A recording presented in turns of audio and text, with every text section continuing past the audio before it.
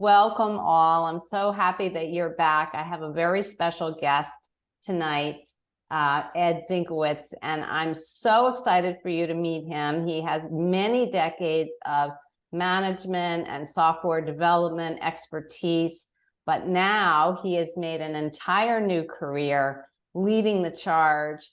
And I think it's going to be a really beautiful conversation because he has assimilated many of his leadership skills from business and day-to-day operations into what he teaches today. So let's talk about what this podcast is about. And the Art of Healthy Retirement is really to talk about inspiring and educating individuals.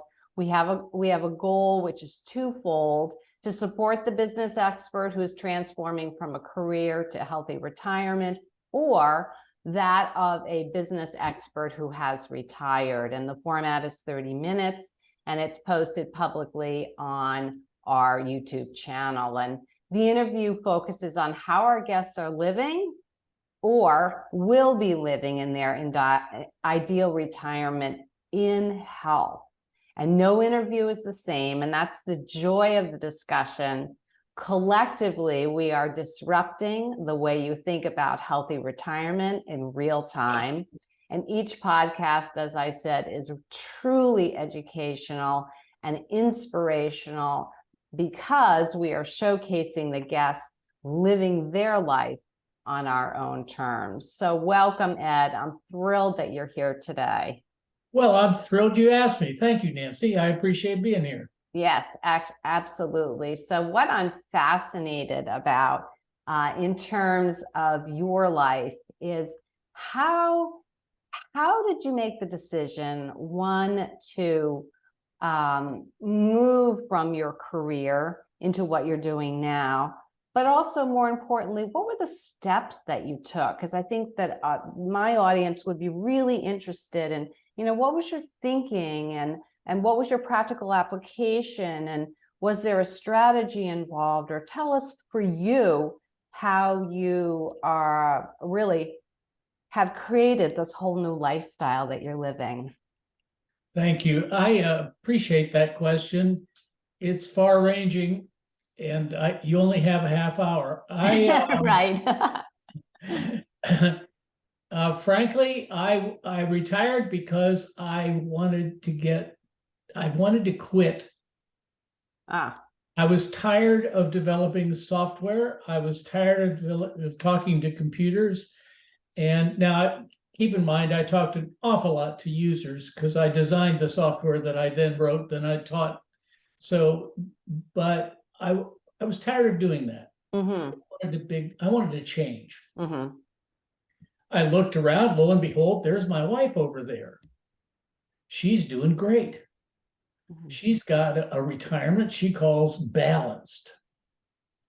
It's a little of this, a little of that, and not a lot of one thing, which often happens at work. Mm-hmm. She did take work with her. She had a contract. Supposed to finish this big project, development project. It was going to take her 2 years. So she started the whole business of picking our grandson up after school, which continued all the way through his high school years, which just ended sadly. Anyway, he went off to college. Congratulations. That's exciting. Yeah, but no more grandson after school. But anyway, she did that, and then she did a little gardening, and then she worked a little on the project, and then she worked on painting the house, and then a little of this and a little of that. She was happy. She was delighted. She didn't have 6 projects to run, 5 people to meet with, meetings to plan the meetings, et cetera, et cetera. She thought she did her best work on that project. And I said, well, that's cool. If that retirement works, I'm with you, kid. Let's do this. So what happens when it's about time my retirement comes along?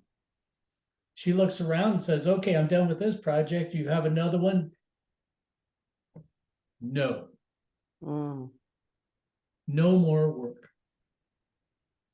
it was the shades of 2008 carried over, and they weren't letting contracts to do that development work any longer. It was a very tough time for many, many people. Yeah. She ran right into the wall, however, with regards to who she was. What is she going to do when she grows up? I was going to do this the rest of my life. I like doing this. I've trained and I enjoy it. What do I do? That's when I retired. She knew what she wanted to do, and she was having trouble with retirement. Where did that leave me? Whoops. Well, like most times during our life, we searched around and started rummaging around and said, what can we do about this? And of course, we turned to the internet. Tell us about retirement. You can find anything you want about retirement on the internet, as long as you're interested in finances or nursing homes. Yeah. At least in those days. Now there's a much wider variety of things out there. And so it was like we were at a dead end. When we wanted to have a baby, we started, let's explore some books, and we read some books, and we joined a group, and You can't do that. What do we do? Well, we ended up, like everybody else, I guess, reinventing our retirement. And we got to talking to people about what's important and how do you make this work and all that. And pretty soon we were the experts. And we started a class we call the new 3 R's of retirement: reimagine, recreate, and re-engage. As opposed to the old 3 R's, which is what? Relax and recreate as a reward for years of service. The thing we realized was that our retirement is going to last a whole lot longer than theirs did. And it's a different ball game when you're not going to be on a vacation and bam, that's it with life, which was happening to a lot of people. Executives dying within a year after they retired, and so on and so forth. And it's tragic. It's really tragic. Yeah. Absolutely. Yeah. I know a few. Yeah. That's not done either. Exactly. It still happens. Yeah. I talked to my doctor. He was afraid to retire. Yeah. He said, I've not done anything else since I was knee-high to a grass. I can't do. What am I going to do? And of course, his best friend retired and had a terrible time because he didn't have anything to do. So that painted a bad picture. So anyway, we help people go through those 3 kinds of steps. And when I retired, we had a choice about what to do. And I decided I would pursue that. My wife went off and got a new contract and did something else, and she did some editing of stuff. But I sat down and I wrote 3 books about retirement that was based on the stuff we did in the class and the feedback we got from people, et cetera, and decided I would start a retirement business about retirement. And that's what I've done. I have published a YouTube channel. I did a 100-episode podcast on volunteering. I've done a variety of things along the way to help support that for people who are retiring. Along the way, we realized, well, retirement has the first thing you hit is 3 surprises. One is you're going to miss work. Now, like my wife, she liked bricklaying. She didn't want to quit bricklaying. She went after bricklaying and got a new bricklaying job. Me, I didn't want to bricklay anymore. However, there are other benefits from work you don't realize you have until they're gone. Like, for some people, getting up in the morning. If somebody isn't there with a stopwatch and say, hey, we expect you to be here, some people have a hard time without that structure imposed on them. other people find creativity and an outlet for who they are and their inventiveness or their communication skills or their interaction skills or their management skills. One guy told me, he said, after about 3 years in retirement, it was just sort of hum-haw looking around the living room. And I realized, there's no steering wheel in here. He spent his entire career learning how and working up the ladder in management. He was finally helping the company make decisions at a high level where he wanted to be, and poof. And you standing around your living room and you just can't do the same stuff. Yeah, I love what he said about there's no steering wheel. I think that's people don't really recognize that when you retire, it's an experience that you have to live. And for some reason, in your experience and in my experience and our clients' experience, we don't talk about it either. And so I love the fact that you're talking about it, Ed, because that's so important from an educational point of view. And no two lives are the same, right? Everyone is unique. That you point so beautifully, what works for your wife will not work for you, and what works for you will not work for maybe your friends, your wife, whatever. So I'm saying that to encourage people that it's your life, so you must define it. And that's just so valuable information. And why is this so secretive? I don't understand. And as you say, the financial institutions, yes, drive it from that finance point of view, and very validly for obvious reasons. And we're so grateful we have those talking heads and those talking companies and the companies that you've worked for. But at the same time, there's this whole part of you. And I talk about that, right? That it's so, where are you? Let's just start there. Where are you? So yeah, I just want to endorse, what you're saying here, that and it's a progression. If you're listening to this, listen to Ed's, what he's, he did that software development, he did that business management. He felt thank you, but no thank you at some point. And then said, okay, I've observed a few things. I've tried a few things probably. But here's a path. Let me study this. And then, maybe I'd be a great teacher, educator, because I'm living this right now. And I can give you in real time my expertise, right? And that's what you've done. And then you've gone to your books and podcasts and many multi-dimensional, which is really like you've built another business of your life, right? So I always talk about that in terms of think about your third chapter, if you will, which I feel is extremely expansive. And look what you've done. My goodness, it's incredible. Where you've had a lot of leadership skills and you've been able to cross-pollinate that to what you're living now. So congratulations, Ed. This is just awesome. Love it. Thank you very much. That's encouraging in itself. And, there are false starts in this retirement. Of course. I always thought when I retired, I would take a lot of pictures. I liked photography. So for the first 3 months of my retirement, I think I overdosed on camera classes. Wow. I got the camera of my dreams. I started taking pictures. And at the end of 3 months, I put the camera down and says, well, that was fun. Now what? Yeah. I decided I just didn't want to wake up every morning and go take pictures all day long. It's a nice hobby, and I take better pictures now. Yeah. But I've even given up the nice camera. But but I don't have the same needs. I'm not.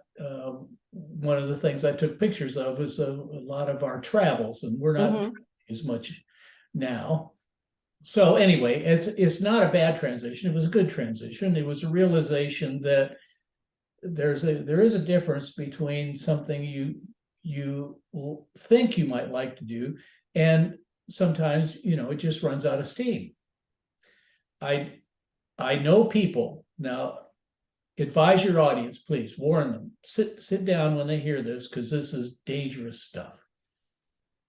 Some people even get tired of playing golf. Yeah.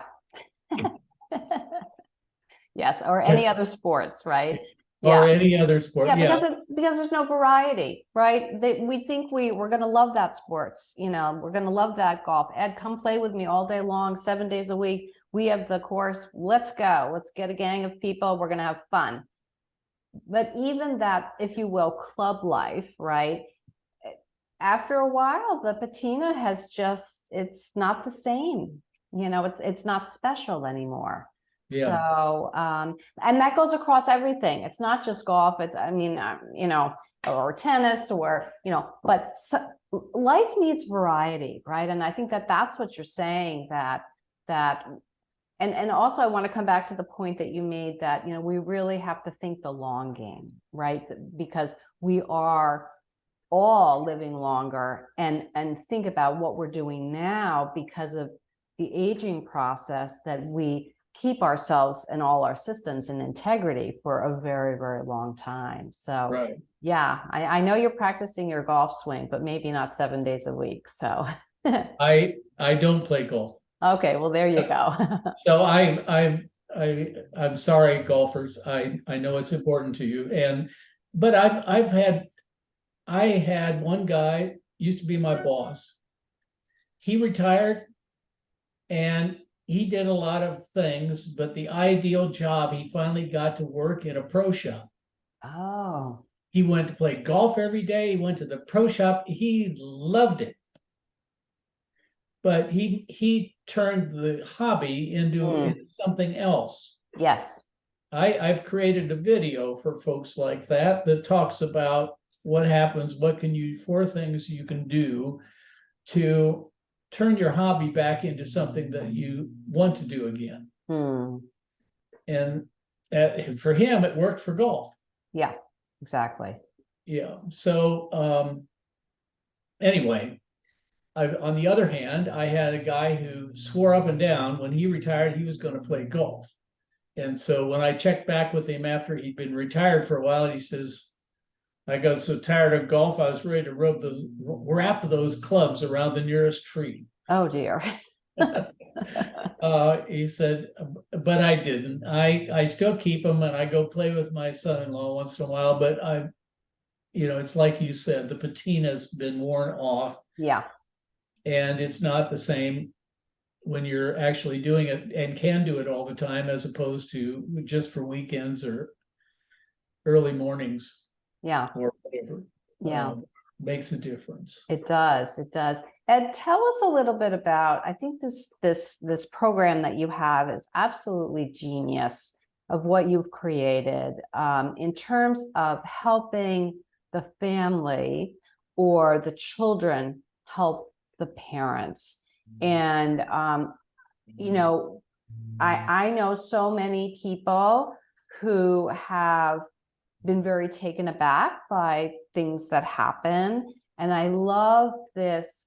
Again, you're in the long game, right? So you are in the long game of not only educating the family and children, but also really almost doing a primer for them of their lives as well. So tell us a little bit more about this creation, because I think that this is so valuable, what you're delivering. Well, thank you. I appreciate the accolade. I think it's valuable too, but then I raised the baby. The program that I'm doing now comes out into several flavors. I can coach people through these steps, or they can take a course. I have a course called Honor Thy Father and Mother as They Age. And its objectives are kind of broad. One is I want to help people understand what's happening with their parents. Another way of talking about this is, do you know where your parents are?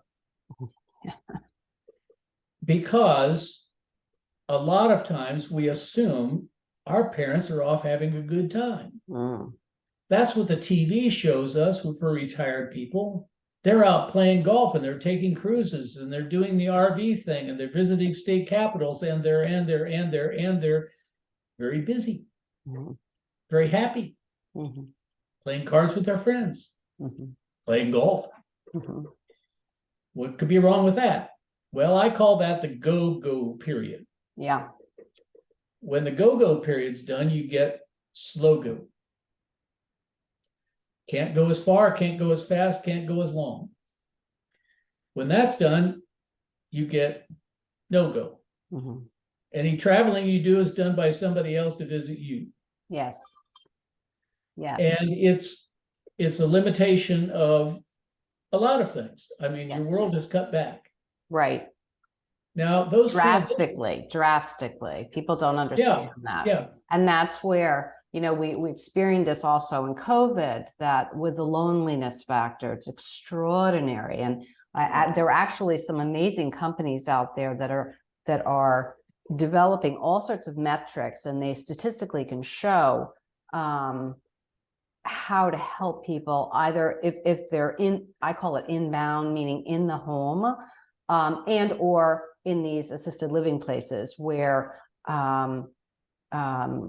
really health is decaying tremendously because of this. That really wasn't a factor till it became a factor that we're now discussing.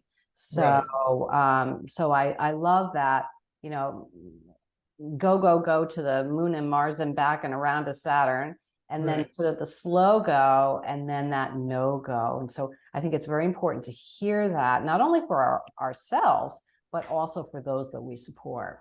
Well, and what I want to do is to help tell people like my daughter, who's taken the course, by the way.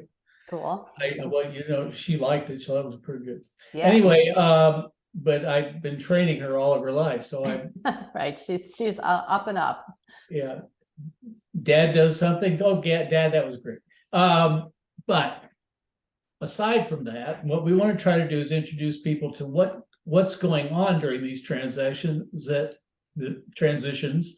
because it's important. Yes.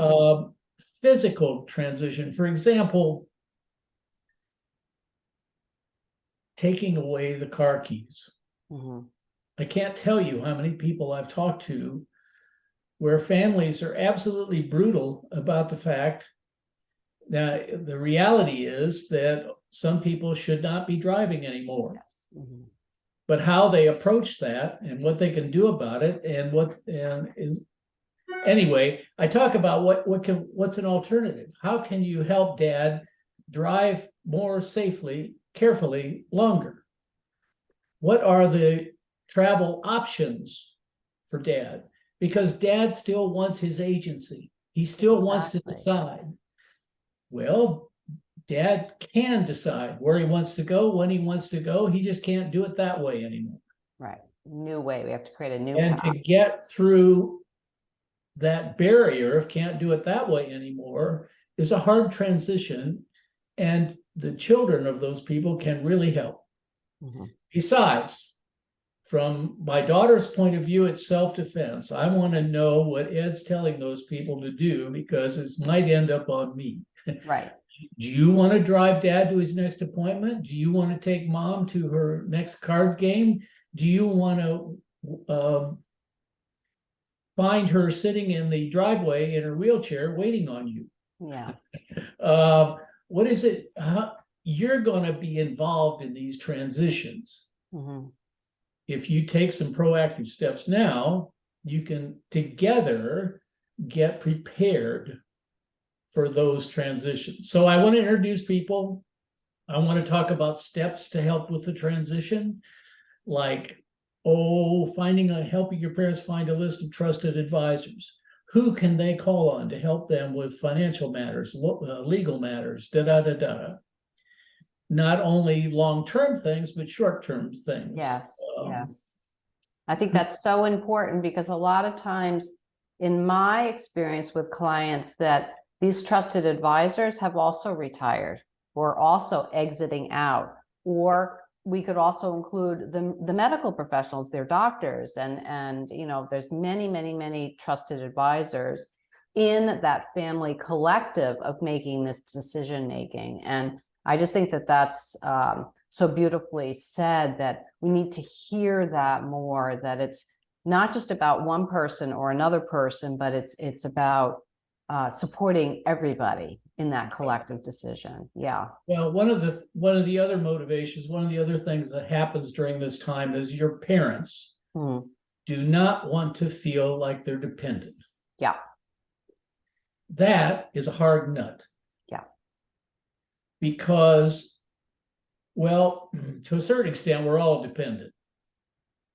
I mean, you can't go to the grocery store and pay them enough to build a grocery store and plant the food and grow the food and deliver the food, period. I mean, you're dependent on an awful lot of other people contributing in the same way to make that effort happen. Yes. The roads wouldn't be there if you had to pay the taxes to build the roads. Exactly. Your car wouldn't be there. Right. It's on and on and on. We live in an interconnected environment where we are dependent. What we're talking about is how we feel about it. Right. It's the emotions associated with that moment. Yeah. Right. Yeah. So I give you a mental image to look at. And the mental image is the wheelchair. Which side of the wheelchair are you on? Yeah. If you're pushing the wheelchair, which is, you know, where my daughter is or might be, where I was pushing my wife around a couple of years ago with her broken ankle. Anyway, you're looking down, chances are, and saying, I don't ever want to be in a place where I have to get pushed around. I don't want to lose my independence. I don't want to give up my freedom. On the other hand, if I'm sitting in the wheelchair, I'm looking back over my shoulder and said, I never wanted to be in a place where somebody had to do this for me, particularly my daughter. Yeah, I think there's such a sense of embarrassment. I remember my dad, I can remember a very specific moment where he was embarrassed. And he said, I don't want to be seen this way, Nancy. And I said, Dad, we're going to keep it very private, very confidential. But yes, it's such a, it's almost like it pulls your insides out, because it's just so, I can feel the pain right now, even talking to you about it. My stomach doesn't feel well. It's a very tough for anyone. I want to say that. Yeah. Well, I have this 2-week course or a 10-week counseling coaching program that can work through these issues and help deal. And we'll put the link to the note in the notes section when we post it, so that everybody can check that out. Definitely. Good. But I'm looking at the time, Ed, and I want to ask you a few more questions, if I may. Please. Tell us what you do now that might be different from when you were operating for your health. What's specifically, what's the biggest impact or the best bang for the dollar that you do on a consistent basis? What is it that really helps you thrive in what you're doing right now? Well, what I encourage people to do, and what I've done, is to go after keystone habits. It's not enough to do things in retirement and fill up your time. Filling up your time is not the problem. Finding things of value are your problem. At least in my world. I want to do the things that are going to make a difference. One of those things is a keystone habit. And it harkens back to the second surprise of retirement, and that is aging takes time. Yeah. You're going to be at this an awful long time. You have to go at it, however, one day at a time. What are you going to do? Now, it hasn't been, well, 20 years maybe. I was way overweight. I needed to make a change. I didn't exercise. I didn't do anything. Mm. So the second book that I wrote is Retire to a Better You. Mm. And it has to do with how do you get started with an exercise program from scratch, Yeah. which is exactly what I did. And that's the key. Exercise is the keystone habit, Mm-hmm. because keystone habits are the kinds of, if you look at a keystone, look at a bridge, there's a little stone up in a lot of bridges in the arch, or a little support there. It holds everything up. Yeah. Now it makes the whole structure workable without it. So it affects a lot of different things. Yes. So yes. There's what a ripple happens effect. is, yeah, what happens is, if you go exercise, chances are you're going to find other people that exercise. Right. If you make friends with other people that exercise, chances are you're going to be encouraged to exercise. If you exercise, you're likely to eat better. If you eat better, you're likely to exercise better. If you're likely to exercise better, holds up the whole bridge. Yeah. You start taking them out, it Yeah. falls. Yeah. So That's so important. The movement piece of what you call exercise. Yeah. Yeah. So So this important. morning I was in water aerobics. Awesome. Some people may not like or the thought of water aerobics, because that's where the old people go. But I have some gray hair. I'm qualified. You're qualified for the class. Well, there's all sorts of science, Ed, behind water aerobics, right? Oh, there's It's- there's no limit to what you can do in water. Exactly. My wife is a swimmer. Mm.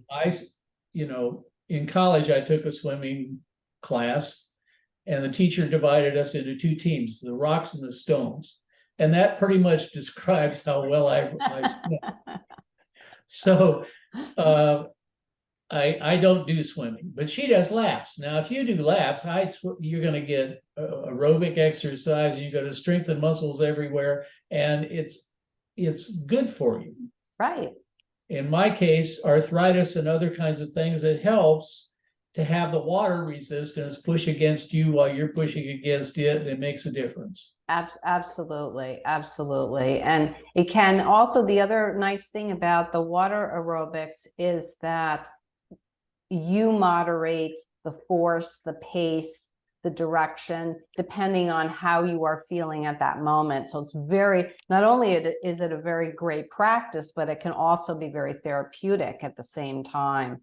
And in real professional sports teams, we often use water, right, for a lot of therapies. So yeah, I wouldn't, I know that we societally classify this as, sort of more mature individuals, but I think that it is something that any age can benefit from, particularly salt water too, if you can, how lucky enough to find like a saltwater pool of some sort. Right.